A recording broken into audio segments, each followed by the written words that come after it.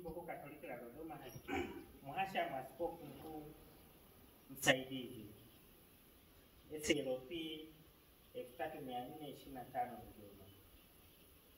Yahusu kutoa shukrani kwa sadaka ya taslimu shilingi milioni 1 kwa ajili ya ujenzi wa kigango ambacho ndo hiki cha sasa hivi cha Familia Takatifu Mapinduzi.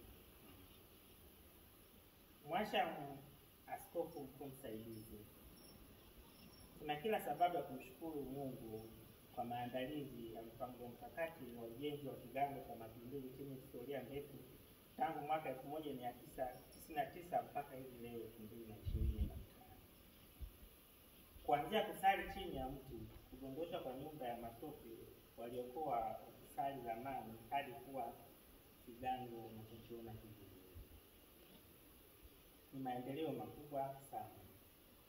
Mhashamu Askofu Msaidizi, pamoja na uongozi wa parokia chini ya baba paroko wetu Padre Mtunza ambaye ndo tunaongoza naye leo, umekuwa bega kwa bega nasi tangu mwanzo mpaka leo kutulea kiroho pia. Mhashamu Askofu Msaidizi, mchango wa fedha uliotupa ambao alielekeza baba Askofu Mkuu, maelekezo yake na matumizi kama ifuatavyo. Changa tripu 3 au malori matatu, kutumia kila lori kwa magharama kwa shilingi 50,000, jumla kaya 150,000, simenti mfuko 15, kila mfuko ni 20,000, jumla ni 300,000. Maji tulitumia jumla ya 60,000, fundi tukamlipa shilingi 300,000. Mbao za kusimama kwa ajili walikuwa wanafanya huko juu kwa maziba tulinunua kwa shilingi 10,000, na tukaweka dharura 20,000 kwa ajili ya mafunzo na vitu vingine. Kwa ujumla, kwa fedha ambayo baba askofu alitupa, tumetumia shilingi 840,000 na tumebakiwa na 160,000. Mhashamu Askofu Mkuu Msaidizi, hela iliyobaki tunaipeleka kwenye kamati ya ujenzi ya kigango, kwani bado tuna ujenzi haujaanza kama vile ujenzi wa choo, ofisi mbalimbali, kuingiza umeme, kununua sakramenti, msalaba mkubwa na kadhalika.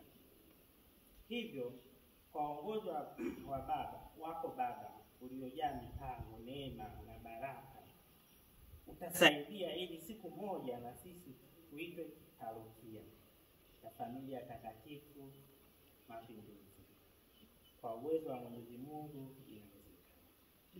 Mhashamu Askofu Msaidizi, jambo hili si rahisi sana, hadi Mungu wetu kwa uaminifu wake amejifunua kwa namna ya pekee kupitia Askofu Mkuu na Askofu Msaidizi kama leo, na wasaidizi wake wote chini ya waamini wote parokia mbalimbali ambazo huguswa na kusaidia kwa hali na mali, wadau mbalimbali. Tunawashukuru sana na Mungu awabariki.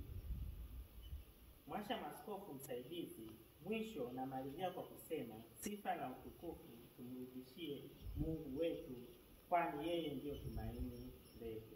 Asanteni sana.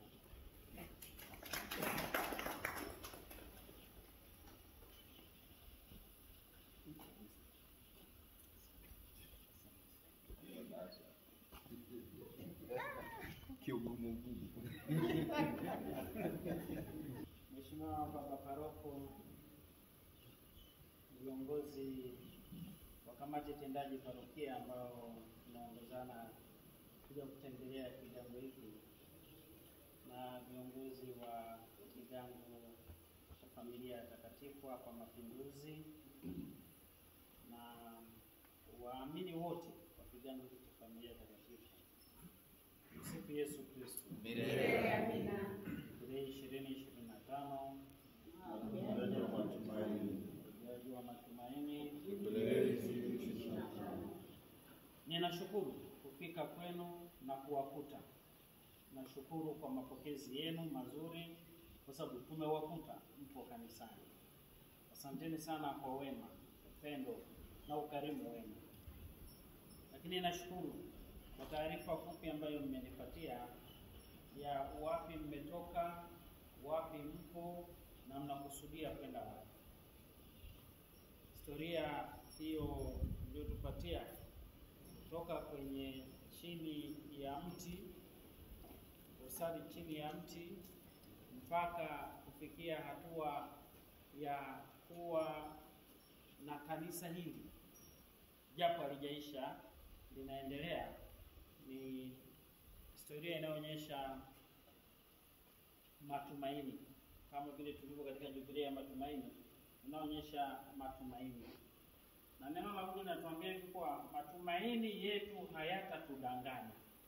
Yaani kile tunachotumaini ikimweka Mungu pia hatudanganyiki hata kidogo. Kwa hiyo mimi nawatia moyo, nawapeni morali wa kuendelea.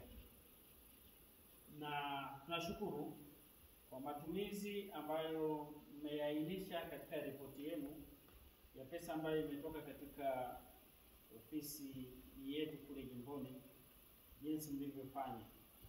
Nitaifikisha ripoti yenu hiyo, ndio maana hata tuna assistant atachukua hii askofu mkuu ataipata live leo hii hapa ataipata, alafu karatasi itamfuata kesho. Lakini leo kwanza ataisikiliza hii.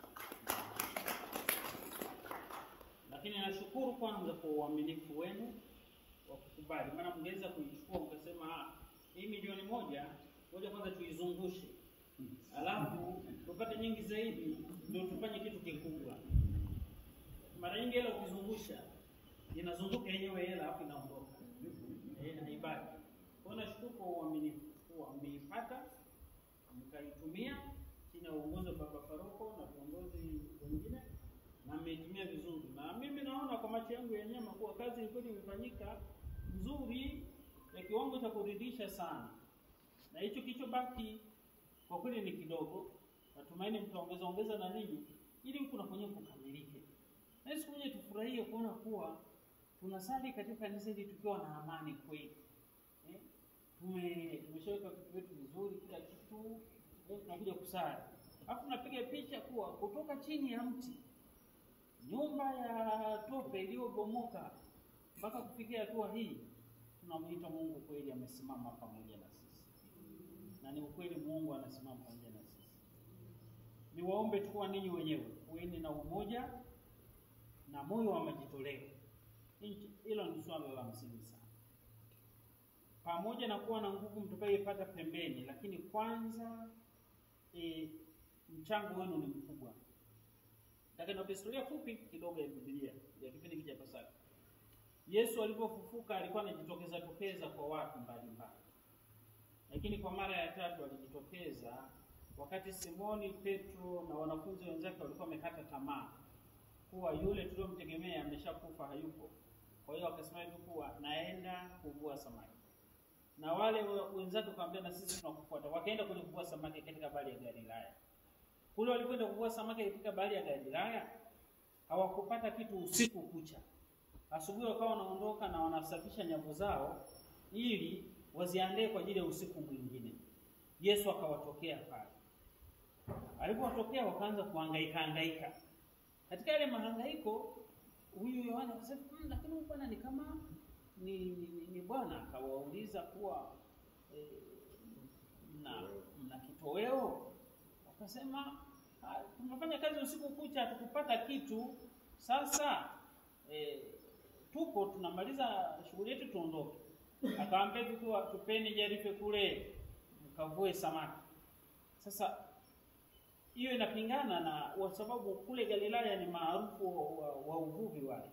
Na wanajua teknolojia ya kuvua wanavua usiku, ambapo ndio samaki wanakuja juu, wanaangalia nini wanaweza kuwapata vizuri. Baadaye lakini wakambishia, lakini baadaye wakakubali, wakaamua kutupa jarife. Wakaenda kuvua samaki.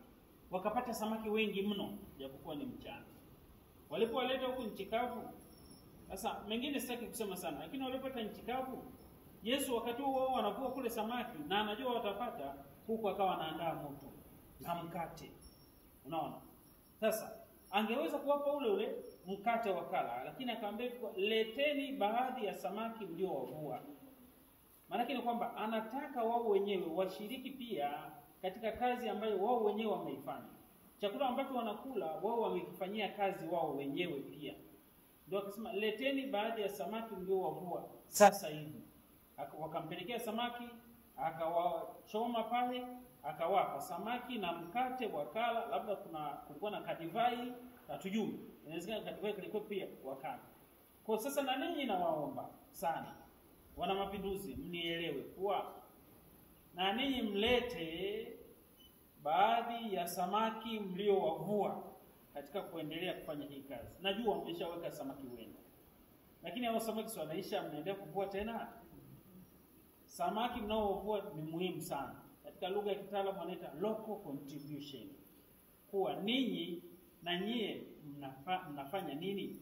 Unapoandika miradi mbalimbali mikubwa huko ya kuomba hela kwa wazungu, zamani walikuwa wanaomba siku hizi hamna.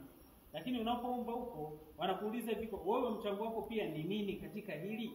Maana sio unaomba milioni 10 alafu zote unataka zitoke kwa wafadhili. Ukiomba milioni 10 watakupa milioni 7, milioni 3 na wewe uzizalishe wewe mwenyewe. Kwa hiyo naomba maendeleo ya kigango chetu kiimani, kimajengo, kinini yatategemea pia na nguvu zetu sisi wana mapinduzi. Tukisema tu sisi tukae kuendelee kuomba tu watu watusaidie, na wenyewe wana shughuli zao. Nimeenda kuona kanisa analojenga baba paroko kubwa na lenyewe. Shughuli kule ni kazi ngumu kweli, mpaka wamalize kule alafu waje wafikirie huko, tutachelewa. Kwa hiyo nawaomba na ninyi, tunaomba tunaokota huko pembeni kidogo kidogo, na ninyi mnaweka kama mchango wenu pale. Hivyo hivyo msijione kama nyinyi ni dhaifu. Nyinyi ni kundi kubwa lenye nguvu, ni jeshi la Mungu ninyi. Yaani kila mmoja jitambue kwa yeye ni jeshi, na anatumia nguvu zake na silaha zake zote alizokuwa nazo kuhakikisha mapinduzi yanasimama. Mkiwa wote na moyo huu, hakika na imani tutakwenda. Asanteni sana kwa upendo wenu na ukarimu wenu. Tumsifu Yesu Kristo. Amen.